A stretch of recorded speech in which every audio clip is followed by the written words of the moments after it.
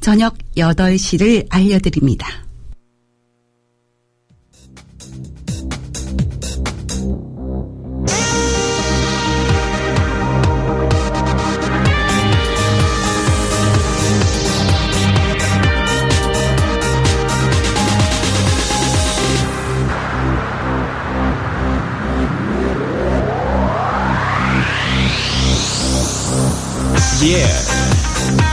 여러분은 지금 본격 사회 지도층을 위한, 지성인들을 위한 고품격 음악방송 약쟁이 스튜디오를 함께하고 계십니다. 지성인이라면 꼭 알아야 할 음악 이야기들을 들려드리겠습니다. 네, 저도 같이 합니다.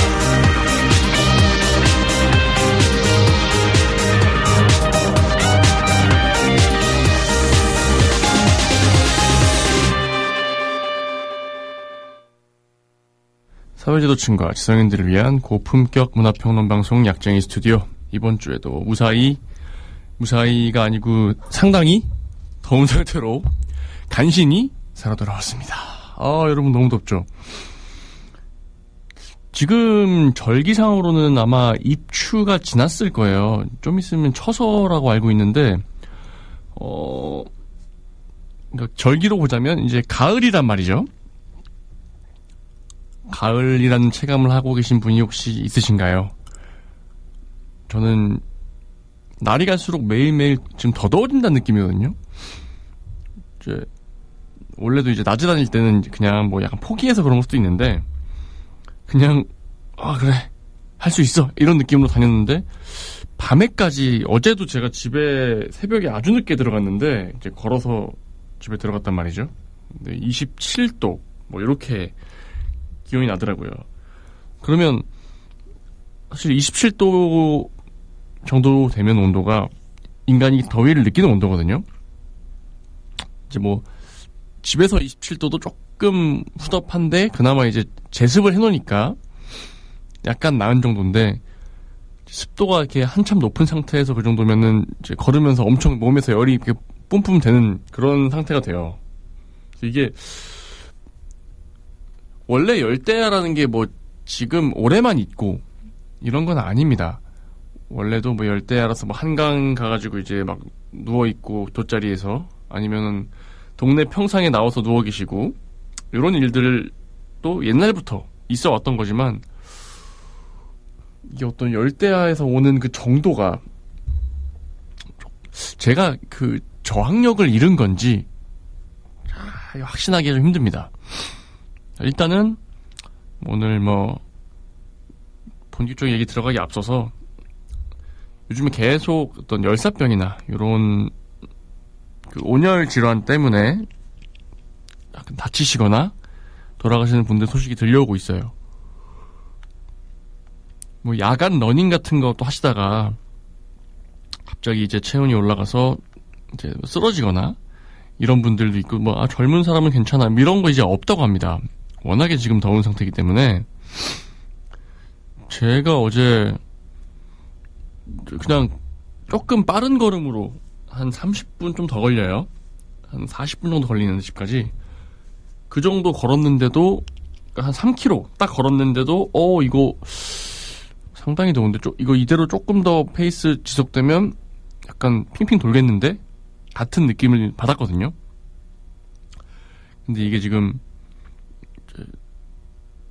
밖에서 뛰고, 혹은 사실 뛰는 거야 뭐 그냥 운동이에요. 근데 야외에서 일을 해야만 하는 제 뭐 주변 친구들, 동생들 중에서 있어요. 야외에서 하루 종일 일을 해야 되는 친구들이 있어요. 그러니까 매일매일 굉장히 체력적인 부담을 많이 느끼는 것 같더라고요. 얘기도 많이 하고 힘들다 이런 얘기들 하더라고요. 뭐 옆에서 보고 있으면 진짜 안쓰러울 정도로, 와, 이 날씨에 밖에서 진짜 고생한다 싶을 정도로 일을 하는데, 부디 여러분들, 요즘 또 약간 러닝이 좀 유행하는 것도 좀 있는 것 같아요. 젊은 분 사이에서. 제가 생각하기에는 이유는 별거 없습니다.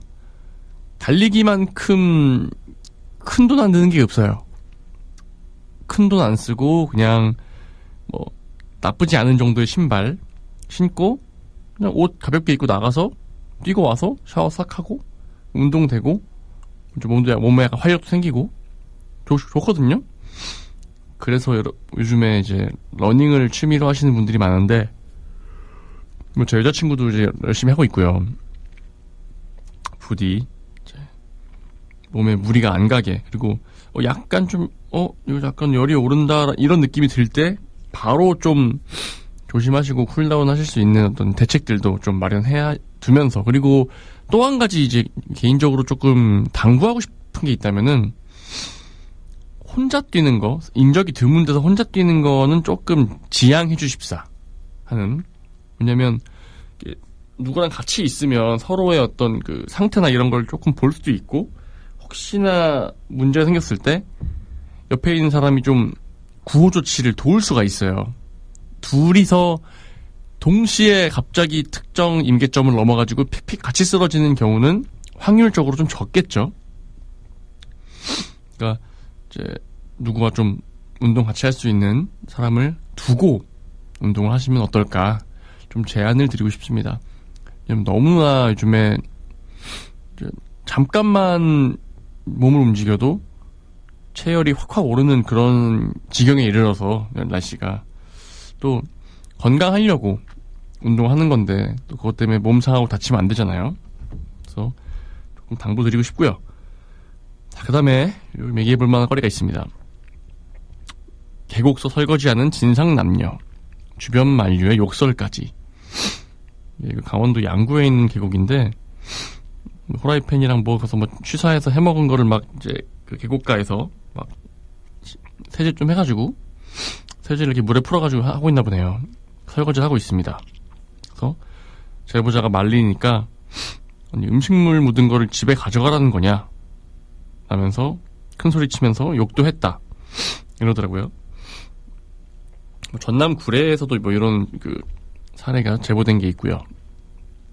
근데 여기가 뭐 취사 금지 구역에서 일단 취사를 한 것도 문제고, 그거를 다른 사람들 쓰는 계곡에 이제 설거지를 하는 거. 자, 그쵸.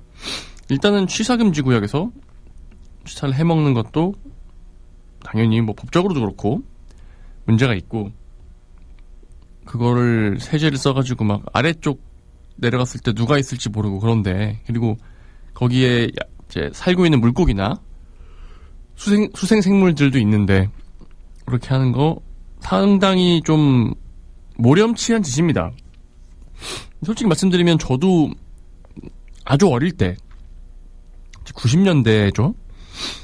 계곡에 놀러 갔을 때 부모님이랑 같이 가서 뭐 코페 같은 거로 끓여 먹고 했던 기억들이 있어요.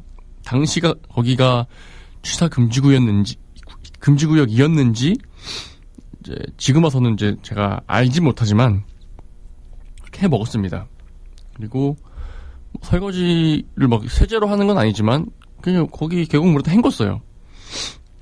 그러니까 제가 여기서 약간 조금 짚어보고 싶은 부분은 뭐냐면은, 당연히 거기서 이제 음식물 먹은 거를 막 흘려보내고 하면 하천이 오염됩니다. 근데 그리고 이제 계곡 사람 많이 오는 데들은 진짜로 거기서 막 바글바글하게 사람들이 있는 경우에 다 흘려보내고 그러면 막 좀 막 똥물이 돼요. 왜냐면 상류부터 계속 사람들이 있고, 그래서 뭐 먹고 막 오줌 싸고 뭐 먹은 거 헹구고 이러면 아래로 갈수록 당연히 물이 점점 더 더럽겠죠. 근데 진짜 하천 오염을 방지할 수 있는 방법이 거기서 먹은 거 설거지하는 거를 못하게 하는 게 다일까? 이런 얘기는 좀 해보고 싶습니다. 제가 아까 말씀드렸듯이 어릴 때 한 30년이 됐어요, 거의. 30년 전쯤. 30년, 잠깐만. 내가, 갑자기 좀 세월이 훅 느껴지네요. 여튼, 30년 전쯤에 된장찌개 끓여 먹고, 밥 해가지고 먹고, 그 된장찌개를 다 먹어도 밑에 약간 그 된장이 묻어 있잖아요. 물에 이렇게 훌훌훌 해가지고 이제 집에 들고 갑니다. 그게 얼마나 심각한 환경오염이 되겠나. 물론 굉장히 이것도 어느 분들이 보시기에는 이제 문제가 있는 생각일 수 있어요. 근데 진짜 그 하천이나 이런 데 문제를 발생시키는 것들은 사실은 그런 개인적인 것도 당연히 중요하지만 어떤 인근에 있는 어떤 기업형 혹은 기업들에서 나오는 것들도 문제거든요. 그러니까 생활 오폐수 혹은 뭐 놀러와서 살살 헹구는 이 정도. 물론 세제는 좀 그래요.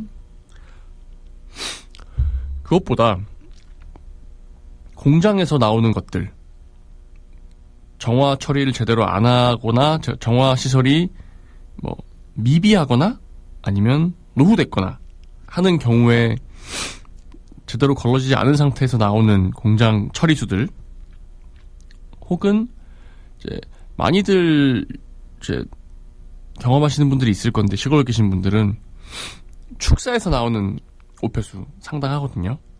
그 냄새도 엄청나고 그것도 어쨌든 그거를 물로 씻어서 어떻게 해야 될 거 아니에요?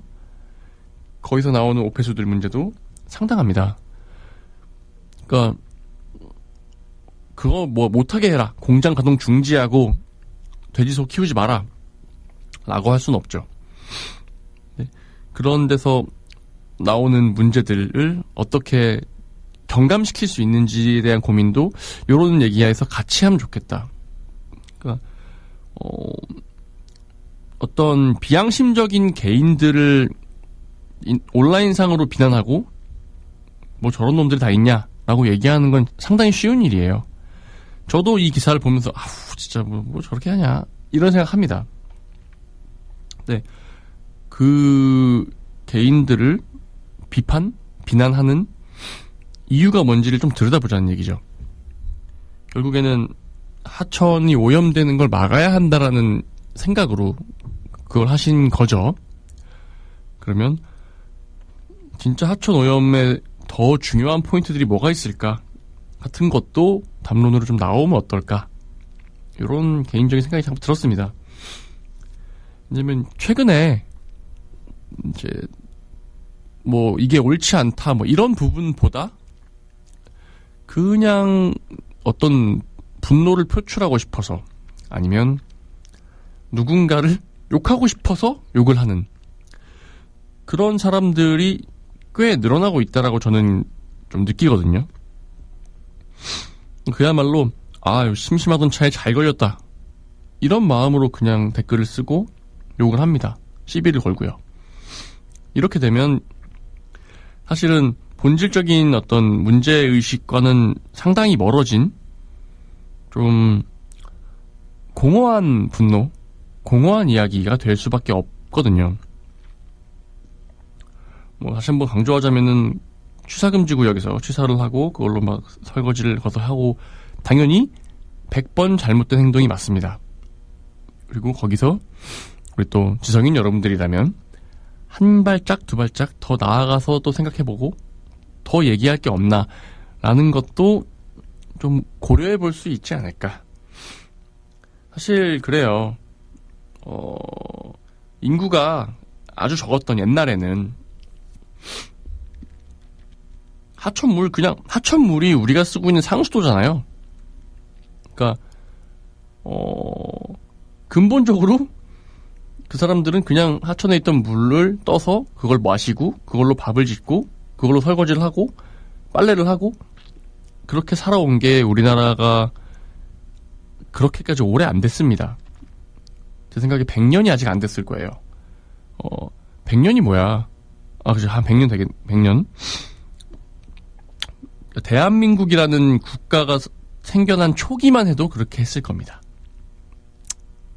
그냥 동네 하천에서 빨래하고 그런 것들이 자연스러웠고 그게 큰 문제가 안 됐을 것이고 하천이 그냥 자연이 가지고 있는 분해와 저항 능력이 커버가 될 수 있는 수준이었을 거예요. 지금은 그게 아닌 상황이기 때문에 과거엔 당연했던 것들까지 막고 있는 거거든요. 이 분들도 나이대를 보니까 이제 중년 꽤 되신 분들인데 어릴 때는 그냥 동네에 있는 개울물 마시고 살았을 정도의 나이대일 거예요. 저는 그 정도까지는 아닙니다. 저 같은 경우엔 오히려 이제 탄천 같은 경우에 과거보다 지금이 훨씬 깨끗합니다. 그동안의 노력으로 인해서 과거에는 거기 들어가면 병 걸린다는 얘기가 있었거든요. 워낙에 이제 급수가 낮고, 근데 지금은 거기서 물고기나 뭐 오리나 다양하게 살고 있죠. 결국에 사람이 많고 사람들이 사용하는 자원을 사용하면서 생겨나는 어떤 부산물들이 많아지니까 이런 문제 생기는 건데, 같은 결에서 또 다른 걸 하나 가져왔어요. 한국인이 1년에 플라스틱을 신용카드 50장 분량을 먹는다.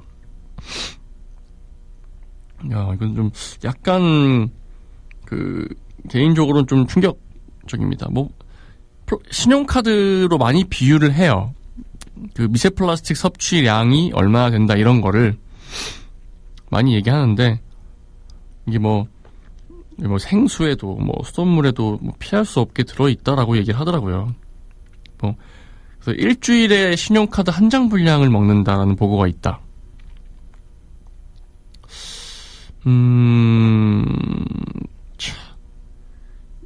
사실은 이제 피할 수가 없게 되어버린, 어찌 보면 지금 제 몸에도 신용카드 한 4장 있을 수도 있어요. 이게 그런데 어디까지가 그냥 분해가 될 거고 어디부터는 분해가 안 되고 몸에 쌓여서 문제를 일으키거나 할 것인가, 이거에 대한 역학조사도 좀 충분히 했으면 좋겠고. 그쵸. 플라스틱이라는 게 혹시 알고 계신가요? 처음에는 되게 가볍고 되게 친환경적인 목적도 있는 제품이었다는 걸 혹시 알고 계신가요? 예를 들어서 같은 어떤 물건을 담아서 내가 운송을 해야 된다라고 했을 때, 예를 들어 그냥 맥주라고 할게요. 떠오르는 게 없으니까. 페트병에 담은 맥주와 유리병에 담은 맥주가 실제 내용물 양에 대비해서 무게 차이가 상당히 날 겁니다. 왜냐면 유리 자체의 무게가, 유리가 기본적으로 플라스틱보다 두껍기 때문에 상당히 무게가 더 나갑니다.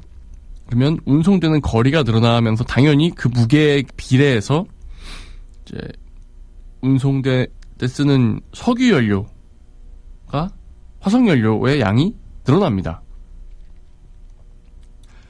그런 형태로 이제 플라스틱이 환경에 석유 연료를 아끼는데 도움이 된다라는 어떤 메타포가 있었어요.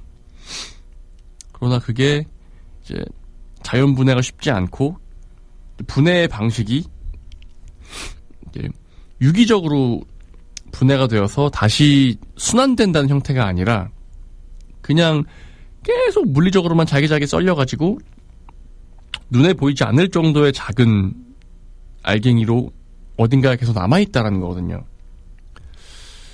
이거는 좀 다각적으로 보면 어떨까가 아니라 다각적으로 봐야 될 것 같아요. 예를 들어서 플라스틱을 지금 섭취를 얼마나 하고 있는가도 확인해 봐야 되고, 그게 인체에 미치는 영향도 확인해 봐야 되고, 더해서 이 플라스틱을 어쨌든 이 순환의 어떤 단계에서는 좀 걸러낼 수 있어야 되거든요. 네, 정확히 모르겠으나 지금 생수나 수돗물에서 나온다는 얘기를 보면 일반적인 필터에서는 쉽게 걸러지지 않는 것 같아요. 너무나 작아져서. 그러면 플라스틱이 좀 가볍고 물에도 막 뜨고 그러기 때문에 이거를 좀 문제없게 다 흡착해서 좀 수거할 수 있는, 물론 수거해도 걸칫거리긴 해요. 수거를 해도 그걸 태워도 환경오염이야, 매립해도 환경오염이야, 이런 상태인데, 이걸 어쨌든 수거를 해서 이제 다 계속 돌고 있는 걸 막을 수 있게. 왜냐면은 결국에는 생물이 먹지 않게, 특히 사람이 먹지 않게 하는 게 1번인 거잖아요. 사람 같은 경우에는 먹이 사슬이 제일 위에 있는 동물이기 때문에 플라스틱 섭취량이 계속 쌓일 수밖에 없어요. 뭐 식물에 뭐라 그러죠? 식물에게 있는 혈관, 줄기 요런 데에서도 미세 플라스틱이 발견되는지는 모르겠습니다. 재배를 한 무슨 뭐 감자, 고구마 안에 미세 플라스틱이 들어있고 이런 것까지는 잘 모르겠어요.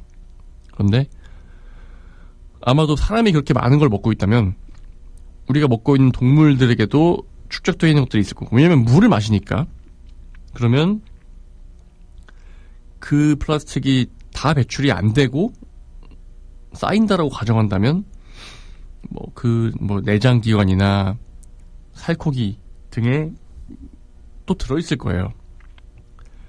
해양 생물은 더 하겠죠. 바다에 결국에는 더 많이 흘러가니까. 그리고 걔네들은 물을 일상적으로 마시잖아요. 계속 거르잖아요. 근데 미세 플라스틱이 아가미에서 걸러지진 않을 거예요. 이거를 어쨌든 이 일은 벌어졌고 지금 말도 안 되게 많은 양의 플라스틱이 생산됐고 지금도 되고 있는 상태인데, 개인과 사회에서 플라스틱을 잘 온전하게 수거해서 또 다르게 다시 활용하고, 그러니까 그게 분해되어 가지고 미세 플라스틱이 되지 않도록 수거하는 걸 좀 활발하게 할 필요도 있겠지만,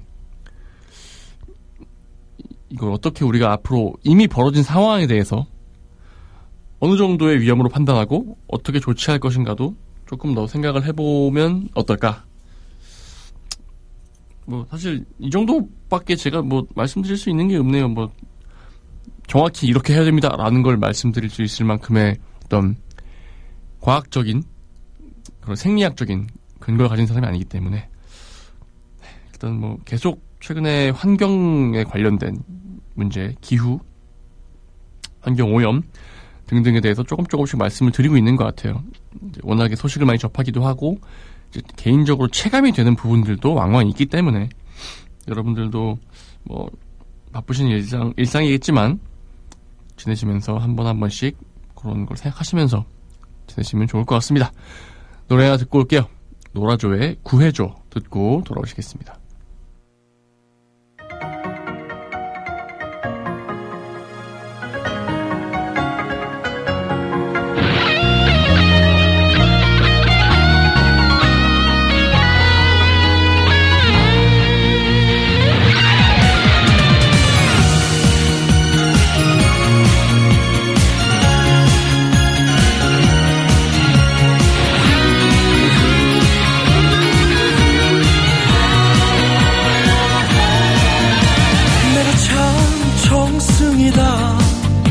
사랑에 눈물 난다.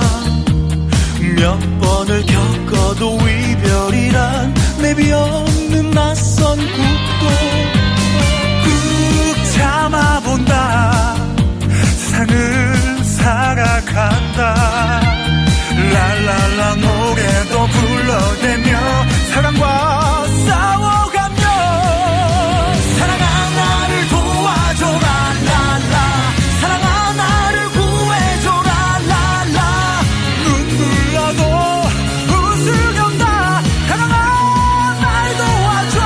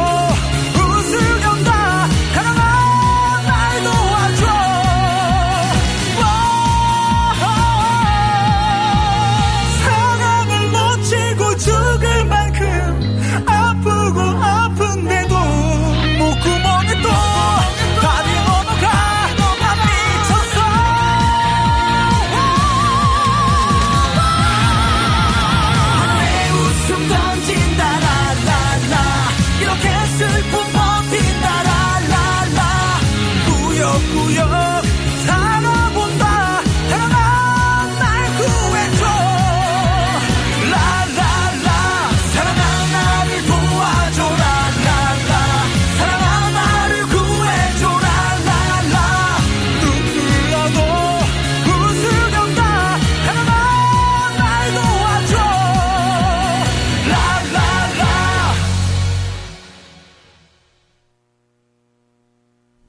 자, 구해줘 듣고 오셨고요. 자, 지금 또 다른 기사를 보고 있는데 버스 급출발에 80대 숨져. 영등포 경찰서에서 이제 접수된 사건이에요. 당산동 정류장에서 발생했습니다.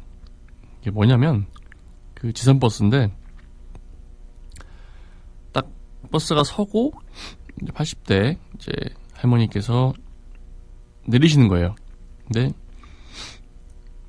내리는 거를 제대로 확인을 안 하고 그 뒷문이 열려있는 채로 출발을 했어요. 그래서 피해자가 내리는 중에 갑자기 출발해버리니까 휘청하면서 떨어졌고 그 상태에서 어떻게 안으로 말려 들어갔는지 이제 뒷바퀴에 이제 깔렸나 봐요. 이제 그 감시 카메라도 확인했는데 안 내렸는데 그냥 출발해버린 거예요. 이게 참 그 규정과 현실이 계속 괴리가 생기는 부분인데 아무도 이제 명쾌하게 해답을 못 내리고 있는 부분입니다. 그러니까 몇 가지 되는 경우들이 있어요. 저 광역버스 같은 경우에 특히 이제 최근에 가끔 제가 탔는데 2층으로 된 버스 있잖아요. 그런 경우에는 딱 서야 할 정류장이 많지도 않은 데다가 딱 서서 매우 충분한 시간을 대기합니다. 왜냐면 2층에서 내리는 분들도 내려와야 되고 타시는 분들도 2층까지 올라가서 앉아야 되고 하니까 저는 그거 타면서 약간 되게 대중교통 선진국 같은데? 이런 생각이 들었어요. 물론 이제 대한민국이 대중교통 선진국 상당한 선진국입니다. 근데 대중교통 문화가 뭐 이렇게 하나하나 기다려주고 딱 앉을 때까지 기다려주는 이런 거. 그러나 아마 대중교통을 주로 사용하시는 분들은 이용하시는 분들은 다들 공감하실 겁니다. 대부분의 순간 대중교통 특히 이제 버스죠. 지하철이야 뭐 이렇게 막 정해진 데서 서고 그냥 가는 거니까. 버스 같은 경우에 특정 지역은 특히 또 타는 게 전쟁입니다. 일단은 정류장에 서서 버스를 내가 타겠다고 강하게 어필하지 않으면 애초에 서지도 않습니다. 애초에 내가 저 이거 타야 됩니다 하고 막 이렇게 안 하면 안 서요. 섰다? 저는 개인적으로 생각합니다. 그 버스 기사분들이 내가 카드를 찍는 소리를 출발 신호라고 생각해요. 그러니까 카드를 찍고 이 사람이 뭐를 잡든 손잡이를 잡든 아니면 자리에 착석을 하든 그거를 기다리지 않습니다. 그냥 띡 소리가 나면 바로 밟습니다. 그러면은 제가 아무리 나이가 그렇게 이제 나이도 젊은 편이고 균형감도 아직은 뭐 그렇게 심하게 나쁘지 않은데 그렇다고 해도 카드 찍고 이제 딱 이동하고 있는데 갑자기 밟아버리면 하면서 이제 밀려요. 관성 때문에. 그래서 되게 위험한 경우도 왕왕 최근에 있었고요. 그리고 이제 제가 경기도에 사니까 저쪽 그 광교나 수원 쪽 넘어가는 성남에서 버스들이나 몇몇 그 노선들이 상당히 급출발, 급가속, 급제동을 많이 하는 편입니다. 제가 요 동네 30년 살면서 느낀 거예요. 이건 제 개인적인 경험이니까. 상당히 심하게 때려밟는 경우가 있어요. 그래서 저는 그런 버스 탈 때마다, 기사님이 똥마려운가? 이런 식으로 약간 스스로를 좀, 제어해왔어요. 화를 내지 않기 위해서. 왜냐면, 넘어지는 경우도 많이 보고, 갑작스럽게 급제동을 해가지고 앞에 있는 의자나 뭐 이렇게 내리다가 부딪혀가지고 여기 막 크게 부상을 입고 하는 경우도 저는 자주 봤습니다. 그러면 이 상황의 원인이 뭘까? 왜 그들은 내리고 타는 거를 다 기다릴 수 없는가를 좀 생각해 볼 필요가 있어요. 일단은 뭐 많은 분들이 알고 계실 겁니다. 버스 배차 시간과 버스 간격 유지. 예를 들어서 버스가 이제 완벽히 간격을 유지하고 시간을 딱딱 맞춰서 오는 게 아니죠. 왜냐면 몰릴 시간대에 지나가는 버스는 사람들이 우르르 타니까 시간이 그만큼 지연되고, 그러면 사람들을 그렇게 꽉꽉 채워서 가니까 그 다음 버스, 이건 이제 광역버스가 아니라 이제 시내버스 얘기입니다. 다음 버스는 앞차가 싣고 갔으니까 사람 많이 안 타. 그럼 더 빨리 지나가죠. 그렇게 점점 버스가 그 붐비는 시간대에 처음 지나간 차를 기준으로 이렇게 좀 몰려요. 그러다가 어떤 경우에는 그 같은 번호인 버스가 만나기도 합니다. 이런 경험들 아마 대중교통 이용하시는 분들은 다 있을 거예요. 심지어 광역버스도 같은 번호가 동시에 오기도 하고요. 그런 경우들이 상당히 많은데, 이거를 좀 개선할 수 있는 포인트가 뭐가 있을까 생각해 봐야 될 것 같아요. 예를 들어서 참 쉽지 않겠지만 너무 붐비는 시간대여서 승객이 이 차에만 몰리고 다음 차에부터 비일 것 같다. 그리고 그런 게 통계적으로 나올 수 있거든요. 조사를 하면. 그런 경우에는 이제 승객의 일부만 태우고 양해를 구해서 다음 차가 바로 옵니다. 그걸 타십시오. 라고 해서 좀 그 부하를 좀 분배하거나 이렇게 할 수 있는 어떤 방식들이 있지 않을까. 그게 사실 작은 거거든요. 우리 예를 들어서 광역버스 그 줄 서는 때 우리 아실 거예요. 줄 개판이었거든요. 그냥 막 우글우글 막 있다가 버스 오면 와르르 몰려가서 막 진짜 무슨 돗대기 시장처럼 그렇게 타는 게 몇 년 안 됐습니다. 최근에는 비교적 질서가 많이 생겼어요. 왜냐? 이 버스가 이 위치에 섭니다라고 표시해둔 그 요만한 한 손바닥보다 좀 큰 그런 거 다 설치했고요. 그리고 이 버스 타는 줄을 이렇게 서세요라고 빨간색으로 바닥에다가 무슨 테이프 같은 거 하나 붙여놨어요. 그것만으로 상당히 질서가 많이 생겼거든요. 그리고 이제 사람들 지나갈 수 있게 그 줄 테이프 잠깐 떼놓고 다시 이어주고 이런 것도 있고요. 그런 것처럼 지선 같은 경우에는 뭐 평소에는 그렇게까지 막 줄 서고 이렇게 하지 않는데 약간 그런 아이디어, 일종의 어떤 공공 디자인적인 거죠. 공공 디자인에서 사람들의 생활을 좀 더 질서롭게 할 수 있는 방법이 뭐가 있을까? 그리고 예를 들어 탔잖아요. 그러니까 버스가 왔어. 붐벼. 사람이 많아. 줄에. 그러면 뭐 초록줄까진 타고 붐비는 시간대 뭐 몇 시부터 몇 시에는 초록줄까진 타고 노란 줄부터는 다음 차. 이런 그 사회적 합의, 시간은 좀 걸리겠습니다만 있을 수 있지 않을까. 물론 상당한 진통이 예상됩니다. 나 지금 급하다. 나 지금 시간이 없다. 이거 타야 된다. 사람이 꽉 차 있어도 나 한 사람 못 들어가겠냐 막 밀고. 그리고 우리는 많이 봐왔죠. 줄 서 있어도 꼭 이제 치고 들어오는 사람이 있습니다. 그러니까 예를 들어서 이게 옆에 그냥 이렇게 기웃기웃거리다가 차가 서면 줄이 뻔히 있는데 슬금슬금 그냥 들어와서 탑니다. 광역버스는 보통 그렇게 하면은 줄 서 있는 사람들이 욕해요. 뒤로 가시라고, 줄 서 있는 거 안 보이냐고 소리 지르고 욕합니다. 근데 이제 시내버스나 마을버스들은 줄도 딱히 없고 그냥 우글우글 그냥 타는 거고, 그리고 제가 뭐 개인적으로 뭐 반드시 나쁜 건 아닙니다만 사람들이 앞문으로 이제 차례차례 타려고 가고 있는데 꼭 이제 뒷문으로 쏙 타서 앉는 사람들이 있어요. 그게 원칙적으로 어떻게 되어 있는지는 모르겠으나 약간 얌체 같다라는 그런 생각도 좀 들고요. 어쨌든 다시 돌아오자면 그 버스 운전하시는 분들도 당연히 나름의 사정과 고충이 있을 거예요. 그거를 빨리빨리 그냥 출발하고 막 내린 다음에도 내리기 전에 그냥 출발해버리고 뭐 발 올리면 출발해버리고 그분들이라고 그렇게 시간에 쫓겨가지고 마음 졸이면서 운전하고 싶어서 그렇게 하는 건 아닐 겁니다.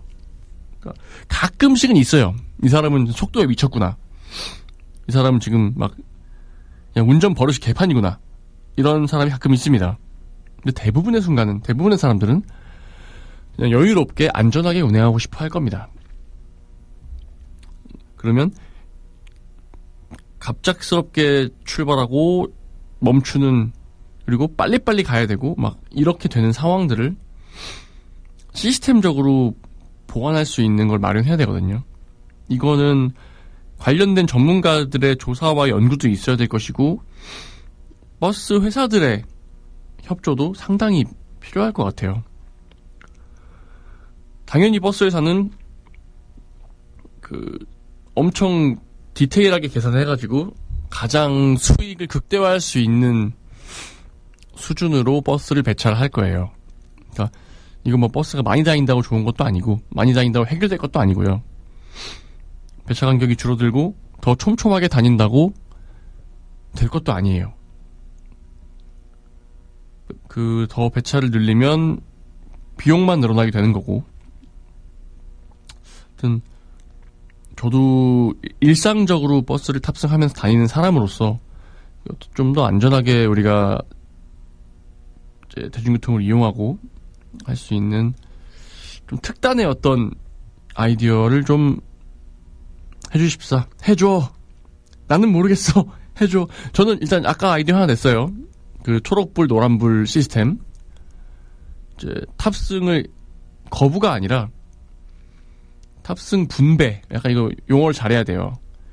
이제 혼잡 시간대 탑승량 분배. 뭐 요런 정도. 마을버스는 이제 자율적으로 조금씩 하고 있습니다. 예를 들어서 진짜 바로 뒤에 차가 와 있어. 내 뒷차가.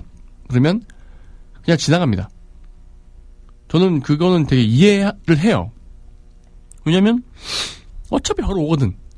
그리고 그래야 더 앞으로 좀 간격을 벌려서 그 앞에 있는 승객들을 태워서 가야 하니까 그게 나름대로의 방식인데 그것도 화내시는 분도 있어요. 왜 지나갔냐. 탑승 거부 뭐 아니면은 정류장 그냥 지나갔다. 몇 번 뭐 몇 시 몇 분에 운행한 무슨 버스 정류장 지나갔다. 이런 분노하시고 욕하시고 민원 넣으시고 하시는 분들이 있거든요. 그러니까 이런 거에 대해서 우리가 모두가 다 좀 쾌적하고 안전하게 이용하기 위해서는 이제 이 정도까지는 우리가 감안하고 혹은 감내하고 해야 한다라는 합의점을 좀 만들 필요가 있을 것 같습니다. 광역버스는 어떻게 지금 이제 줄 서는 거나 아니면은 입석 금지도 굉장한 진통이 있었고 지금도 진통이 있지만 비교적 초반에 비해서는 안정화되고 있잖아요. 여전히 퇴근 시간대에는 광역버스 개판입니다. 여전히 주요 지역 몇몇 지역에서는 버스를 못 타고 한 3대 4대를 보내고 나서야 겨우 타는. 그러니까 뭐 타면은 뭐 1시간 반이면 가는데 기다리는 게 1시간인 거예요. 그래서 일부러 퇴근 늦게 하고 그 시간 지날 때까지 이런 엉망인 상황도 아직도 있어요. 그러나 이제 비중을 재는 거죠. 그렇게 입석을 금지하고 딱 좌석으로만 운행하는 게 이 사람들의 불편과 이 사람들의 안전과 어느 것이 더 우선인가라고 재는 겁니다. 그리고 거기서 안전한 운행이 먼저다라고 결론 내렸기 때문에 이제 좌석까지만 태울 수 있게 만들어 놓은 거고요. 저도 대학교 다닐 때 막 서가지고 막 학교까지 바로 가기도 하고 아니면은 이제 강남 쪽까지 서가지고 그냥 아침에 거의 자면서 그렇게 왔다 갔다 했었습니다. 다행히 크게 사고가 나거나 했던 적은 없으나 위험한 상황들은 혹은 불편한 상황들은 당연히 있었고요. 안전한 게 더 중요하다라는 사회적 합의를 합의가 모두가 다 한 건 아니지만요. 정책적으로 이미 한번 했잖아요. 그러면 이제 시내버스, 지선 버스 같은 경우에도 이런 안타까운 사고는 벌어지지 않게 해야 하지 않을까. 너무 이거 제가 지금 이번 얘기하면서 그 급출발을 한 버스 기사에 대한 얘기는 거의 하지 않았습니다. 당연히 그분이 그렇게 가속을 밟아서 할머니가 돌아가시게 된 거는 그분의 과실도 있고 그분의 운전 방식이 잘못된 거예요. 그거에 대한 책임도 분명히 져야 되고요. 그런데 그 양반이라고 그렇게 때려 밟고 싶었을까라는 생각을 해보게 된다면 조금 이제 문제의 포인트는 그게 아니지 않을까 라는 말씀을 좀 드리고 싶습니다. 실제로 문제의 포인트는 그렇게 급하게 다닐 수밖에 없는, 그러니까 버스기사분들 보면은 자기가 운전하는 노선에 화장실 위치를 기억해놨다가 막 급하게 막 갔다 오고 그럽니다. 그러니까 그 운행 중에 제대로 갈 수가 없으니, 그리고 그분들은 저도 이제 가끔씩 배앓이를 하는 편인데 그분들은 배앓이 오면 이제 끝나는 거예요. 엉망이 되는 거예요. 소변 정도는 아주 소변이 급해가지고 잠깐만 호다닥 가서 한 1분 내에 갔다 올 수 있잖아요. 근데 대변은 그게 안 됩니다. 그런 고충들도 이분들이 그 버스를 운행하면서 있을 거고, 그 모든 걸 다 좀 어느 정도까지 좀 포용할 수 있는, 허용할 수 있는 시스템의 그 구조 바꾸는 거, 그것도 좀 우리가 더 선진적인 대중교통 시스템으로 가려면 얘기를 한번 해봐야 되지 않을까, 뭐 이런 얘기 좀 해봤고요. 자, 야인시대 OST도 제가 되게 어린 시절 좋아했던 노래인데 영웅주의 듣고 돌아오실게요.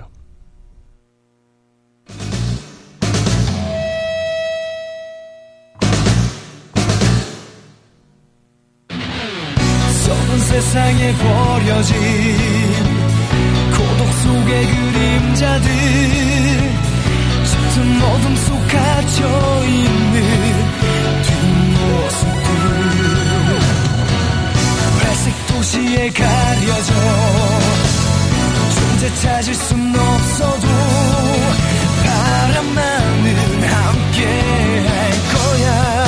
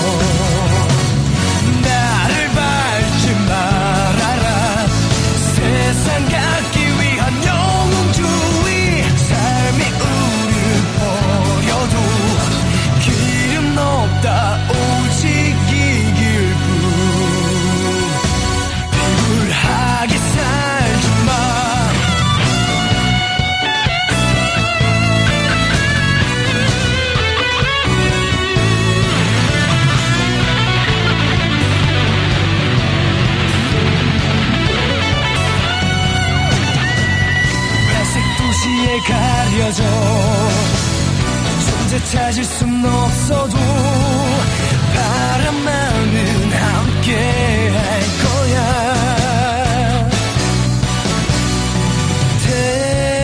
태야만 포기 못해 영웅을 버리지 않아도 달려갈 거야. 너 날 이길 수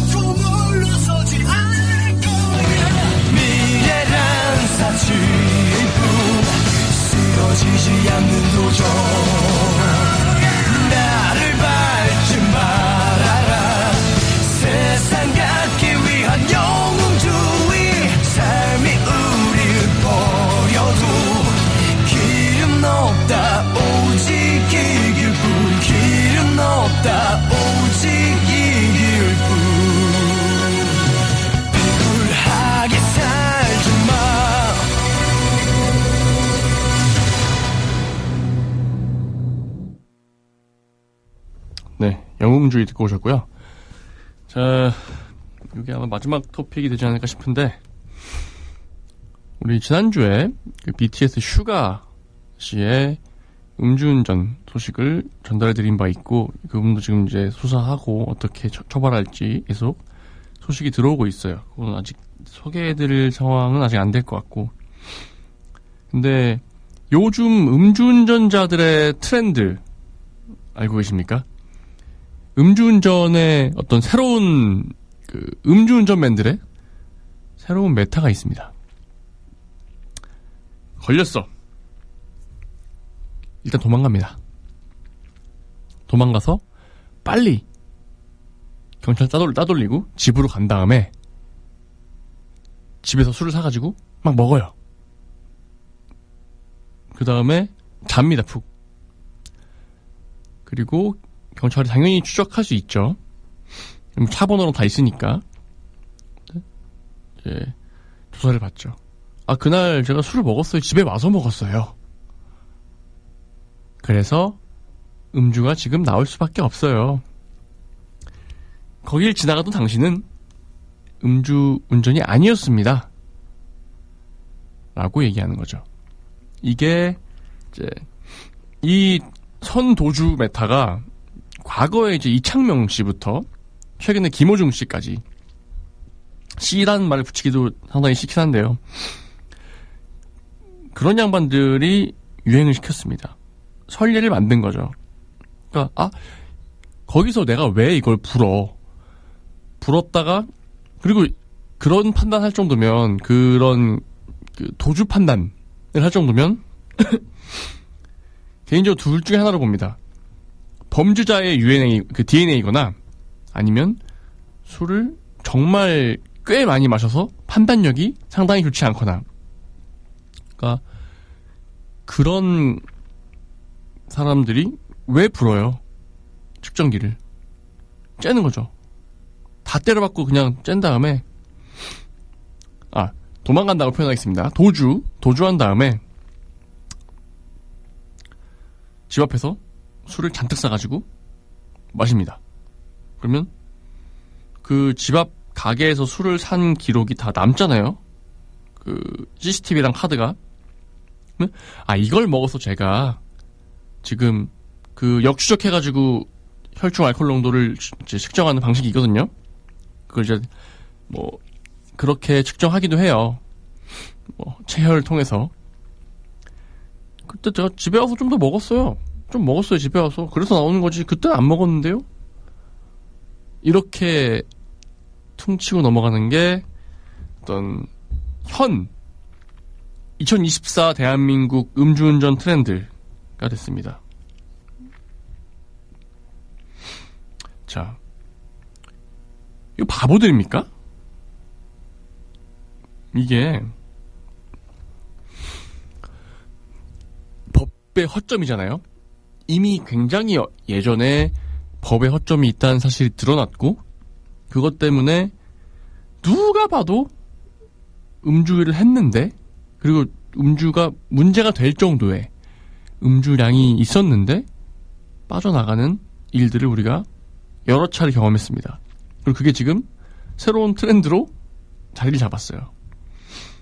어떤 요령으로. 그러면 이게 문제가 있구나. 이렇게 계속 흘러가면 문제가 있겠구나. 그렇게 빠져나가는 걸 이제 방지할 수 있는 정책을 마련해야죠. 그 체열 검사가 생긴 게 원래 뭐 그런 목적이 있다고 해요. 당장 이제 불었을 때 나오면 바로 이제 경찰서에 가야 되기 때문에. 근데 급하게 뭐 처리할 게 있으면 체열 검사 하겠습니다 하고 급하게 처리하고 간다. 뭐 이렇게 얘기하는데, 그게 이제 옛날에 이제 노홍철 씨가 했던 거죠. 근데 개인적으로는 이거는 조금 강하게 보완할 필요가 있다고 봅니다.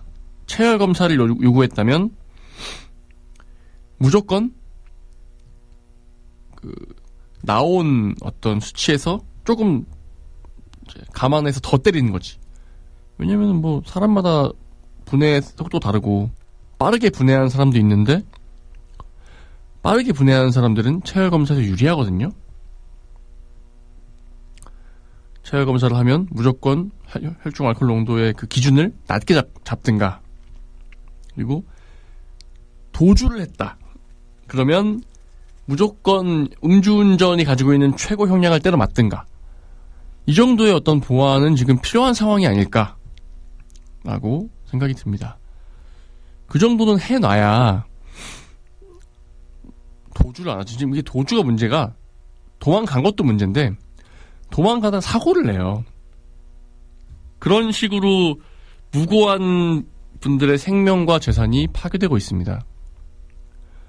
그리고 법을 만드는 사람들이나 그 법을 집행하는 사람들이나 이거를 그냥 사실상 수수방관하고 있어요. 왜냐? 지들이 해야 되거든.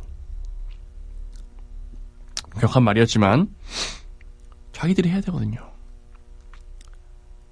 음주운전의 어떤 처벌이나 그 규정이 많이 강화되어 왔지만 아직까지 충분치 않은 이유 중에 하나는 그겁니다. 그게 일상적인 사람들이 많고, 그리고 그 일상적인 사람들이 그 법을 만들어야 되기 때문에 라고 저는 생각합니다. 이게 지금이야 음주운전이 상당히 그래도 사회적 인식이 안 좋지만, 제가 아주 어릴 때 같은 경우에는 음주운전이 훨씬 더 많았어요. 그리고 뭐 명절이고 이럴 때는 음주운전 많이 잡히고, 또 음주운전 좀 봐주기도 하고, 제가 뭐 제사 지내고 차례 지내고 뭐 음복 좀 했습니다, 봐주기도 하고 이랬다고 들었습니다. 그런 시대를 살아온 사람들이 지금 기성세대가 되어서 이 집행을 하려고 하니 지금 2024년에 맞는 어떤 감정과 기준으로 이해가 안 되는 거죠. 이거는 저는 가만히 두고 보는 시간이 길어질수록 우리나라 입법 사법계가 역사에 길이길이 남을 멍청한 짓을 하고 있다고 보거든요. 이 도주 메타를 잡을 수 있는 어떤 대응 법안을 빨리 이제 입법하고 적용해 주시기를 부탁드립니다. 마지막 노래 듣고 마무리할게요. 라디의 엄마 듣고 마무리하겠습니다.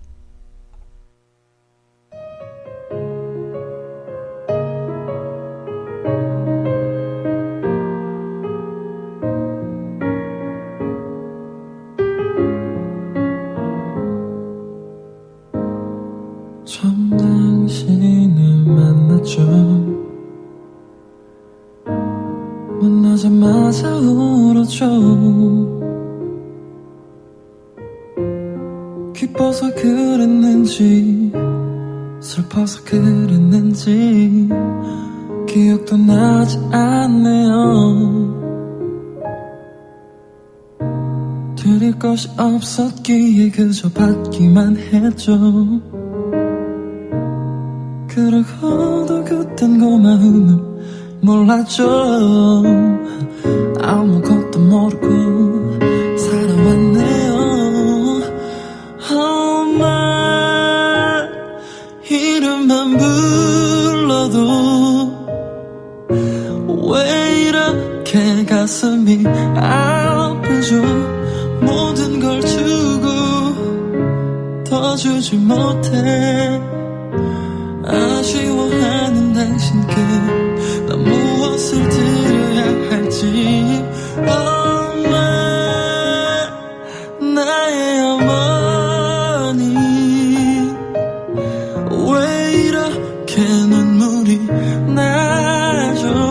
가장 소중한 누구보다 아름다운 당신은 나의 어머니.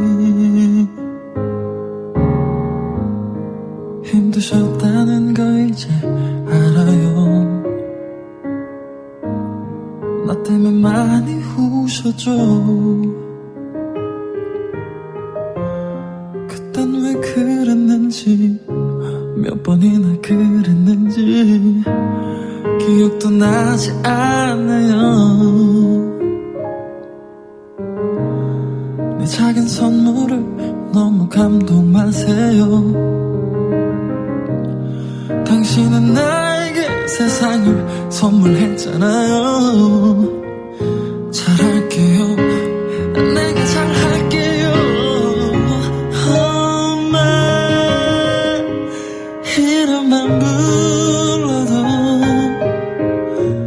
왜 이렇게 가슴이 아프죠. 모든 걸 주고 더 주지 못해 아쉬워하는 당신께 넌 무엇을 드려야 할지. 엄마 나의 어머니 왜 이렇게 눈물이 나죠. 가장 소중한 누구보다 아름다운 당신은 나의 어머니.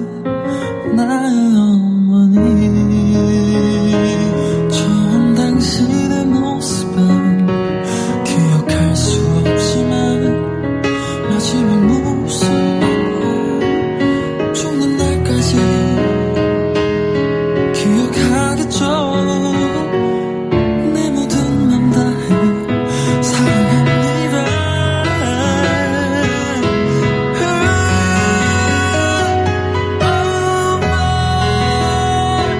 이름만 불러도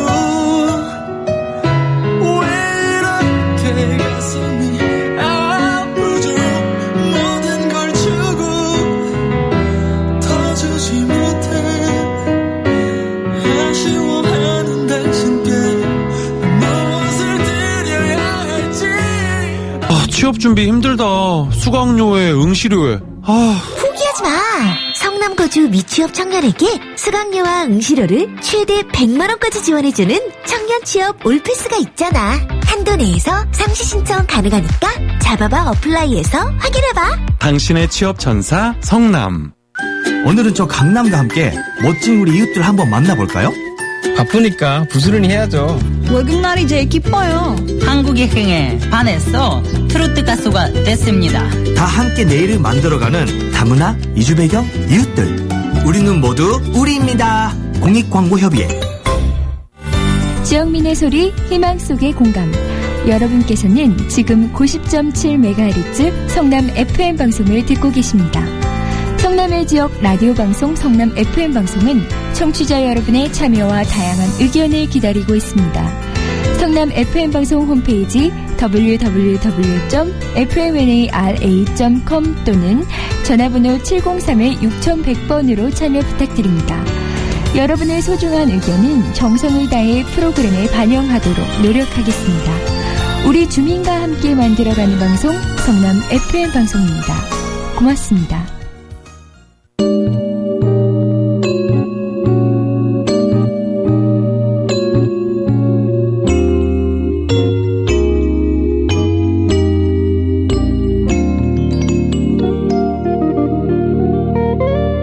(90.7MHz)